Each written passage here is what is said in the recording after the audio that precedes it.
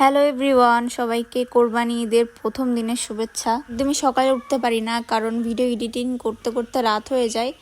তো আম্মু জোর করে আমাকে আসলে পাঠায় দেয় ঘুম থেকে ওঠার জন্য, মানে বলে যে ঘুম থেকে ওঠ, অন্যদিন আর আজকের দিনকে এক। তো গরুর কাছে পাঠায় দেয় যে যা কিছু ছবি ভিডিও তোল। তো কিছুক্ষণ করার পর হঠাৎ করে বৃষ্টি নেমে আসে। সবাই তো আসলে দৌড় দিচ্ছিল যে বৃষ্টি আসছে, বাট আমি আসলে বৃষ্টিতে ভিজি, কারণ আমার আসলে বৃষ্টি দেখলেই ভিজতে ইচ্ছে করে। আমি বাকিদেরকেও বলছিলাম যে চলো সবাই মিলে বৃষ্টিতে ভিজি, কিন্তু কেউ ভিজছিল না। সবাই বলছিল যে না, ভিজে যাবে না, অসুখ হবে, মানে ঠান্ডা লাগবে। বাট আমি আসলে জীবনের প্রতিটা মুহূর্তে বাঁচতে চাই। আমার কাছে মনে হয় জীবনটা অনেক ছোট, তো যখন যেই মুহূর্তে বেঁচে আছি সেইভাবেই আসলে এনজয় করা উচিত জীবনটা।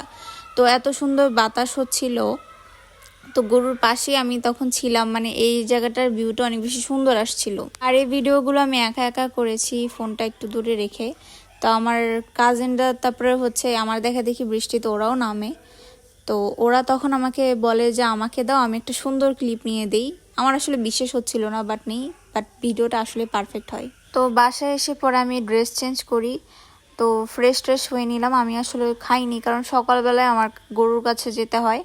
তো আম্মু দেখলাম কোকোলা নুডলস করে রাখছে, তারপর হচ্ছে এই শ্যামাই করে রাখছে। আসলে মানে অনেক ঝামেলা, গরুর এগুলোর পিছনেই দৌড়াচ্ছিল, তাই সকালে নাস্তা হিসেবে এইগুলোই রেখে যায়। তো আমি ফার্স্টে আমটা খাই, আমটা দিয়ে শুরু করি, তারপরে হচ্ছে একটু সালাদ টালাদ, মানে পেঁয়াজ আমার খুব একটা পছন্দ না, তো আমি একটু সালাদ টালাদ দিয়ে হচ্ছে নুডলসটা খাই। তো নুডলসটা বেশ মজার ছিল। গাইস, সত্যি বলতে আমার আসলে ওরকম মিষ্টি জিনিস খুব একটা পছন্দ না। সাধারণত ঈদে আসলে সেমাই দিয়ে শুরু করা উচিত, বা মিষ্টি জাতীয় কিছু দিয়েই, আমি যতটুকু জানি এটা নাকি সুন্নত। বাট আমি কখনোই খালি পেটে মিষ্টি জিনিস খেতে পারি না, মানে মিষ্টি জিনিস একদম পছন্দই না আমার।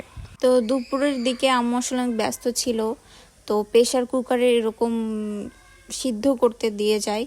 তা বিশেষ করে আমি জানি না কার কার আমার মতো এরকম পছন্দ। আমার আসলে এভাবে গরু মাংসটা খুবই ভালো লাগে, মানে হালকা একটু সিদ্ধ, মানে ঠিকঠাক মতো সিদ্ধ করার পর যেটা হয় না, খুব একটা মশলা না, ভুনা ভুনা না, নর্মালি সিদ্ধ করেছে আদা রসুন দিয়ে, এরকমটাই ভালো লাগে।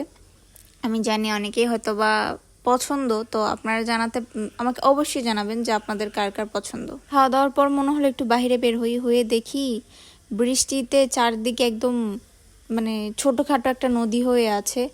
আর কোরবানি দেওয়ার পর একদম গ্রাম অঞ্চলে তো সবাই যারা যারা থাকো বা জানো যে একদম হচ্ছে ভিড় হয়ে যায় অতিরিক্ত।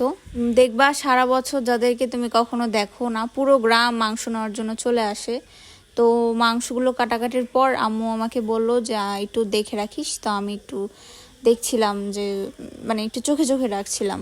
আমার বাসায় অনেক বিড়াল, কখন কোন বিড়াল কি করে জানি না।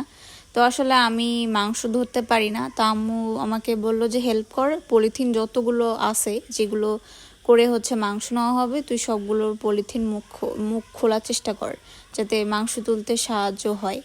তো আমি আসলে মাংস না তুলে আমি এটাই বেছে নেই। তো আমি বাড়িতে যত পলিথিন ছিল বা যতগুলো কিনে আনছে, সব পলিথিনে হচ্ছে মুখ ছাড়াই নিই, কারণ আমার কাছে মনে হয়েছে মাংস ধরার থেকে এটাই বেটার। গাইস, তোমরা আমাকে যতটা অকাজের মনে করো, আমি ততটা না।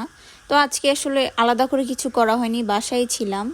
তো তোমাদের সাথে আমি যা যা করেছি সেটাই শেয়ার করেছি। তো আজকের ব্লগটা এই পর্যন্তই, পরের কোনো ব্লগে আবার দেখা হচ্ছে। আল্লাহ হাফেজ।